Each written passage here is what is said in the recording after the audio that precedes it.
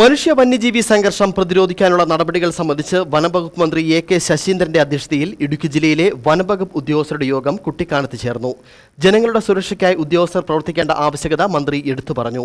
മേഖലയിൽ നിരന്തരമായി ഉണ്ടാകുന്ന മനുഷ്യ വന്യജീവി സംഘർഷത്തിന്റെ പശ്ചാത്തലത്തിൽ മന്ത്രി പ്രത്യേക താൽപര്യമെടുത്താണ് യോഗം വിളിച്ചു ചേർത്തത്. പരിഹാരമാർഗ്ഗങ്ങളുമായി ബന്ധപ്പെട്ട് തയ്യാറാക്കിയ സംക്ഷിപ്ത പദ്ധതി high range circle chief forest conservator R.S. Arun അവതരിപ്പിച്ചു. മേഖലയിൽ 4 സ്ഥിരം RRTകളും 9 താൽക്കാലിക ഇന്റേണൽ RRTകളും കൂടാതെ 9 എമർജൻസി ഓപ്പറേഷൻ സെന്ററുകളും പ്രവർത്തിക്കുന്നുണ്ട്. ഹൈറേഞ്ച് സർക്കിളിന് കീഴിൽ സോളാർ തൂക്കുവേലികൾ സ്ഥാപിക്കുന്ന പദ്ധതികൾ വിവിധ ഘട്ടങ്ങളിലായി പുരോഗമിക്കുകയാണ്. നബാർഡ് പദ്ധതിയിൽ വിവിധ ഡിവിഷനുകളിലായി 171.50 കിലോമീറ്റർ, RKVY കൃഷിവകുപ്പ് പദ്ധതിയിൽ 45.65 കിലോമീറ്റർ എന്നിങ്ങനെയാണ് സോളാർ തൂക്കുവേലി പദ്ധതി നടപ്പിലാക്കുന്നത്. ഇതുകൂടാതെ നബാർഡ് പദ്ധതിയിൽ 33.77 കിലോമീറ്ററും RKVY പദ്ധതിയിൽ 1.45 കിലോമീറ്ററും ആന പ്രതിരോധ കിടങ്ങും നിർമ്മിക്കുന്നു.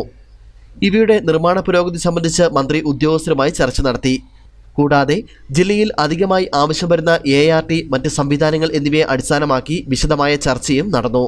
ജാഗ്രതയോടുകൂടിയ പ്രവർത്തനം ഇവിടെ നടപ്പിലാക്കാൻ കഴിഞ്ഞാൽ ഇടുക്കി ജില്ലയിലെ ജനങ്ങളുടെ പ്രയാസങ്ങൾക്ക് വലിയൊരു ശമനമുണ്ടാക്കാൻ കഴിയുമെന്ന വിലയിരുത്തലാണുള്ളത്. ആ ലക്ഷ്യം മുന്നിൽ നിർത്തിക്കൊണ്ട് എല്ലാം കൂടെ 50 കോടി രൂപ ചെലവ് വരുന്ന പദ്ധതികൾ ഈ മാർച്ച് മാസത്തിൽ മുമ്പ് ആരംഭിക്കാനോ പൂർത്തിയാക്കാം. വനം വകുപ്പ് ഈയിടെ ആരംഭിച്ച വന്യജീവികൾക്കായി വനത്തിനുള്ളിൽ വെള്ളവും ആഹാരവും ഉറപ്പുവരുത്തുന്ന mission food, fodder and water പദ്ധതിയുടെ ജില്ലയിലെ നടത്തിപ്പിനെ പറ്റിയും വിശദമായ ചർച്ച നടന്നു. Additional principal chief forest conservator finance doctor P Pugazhenthi, wildlife warden and additional principal chief forest conservator Pramod G Krishnan, chief forest conservator and field director project tiger PP Pramod, chief forest conservator high range circle R.S. Arun, Idukki ജില്ലയിലെ മറ്റ് divisional forest ഓഫീസർമാർ, revenue, police ഉദ്യോഗസ്ഥർ എന്നിവർ സംസാരിച്ചു. News bureau, Peermade.